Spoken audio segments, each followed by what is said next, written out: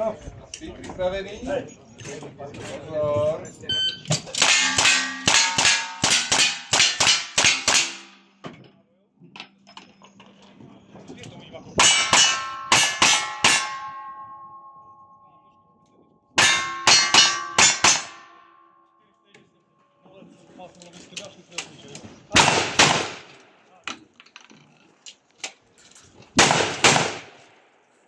Dvacátý 16 a jeden vyšák z minulého pokusu. To neplatí, tam platí ale permanentizace.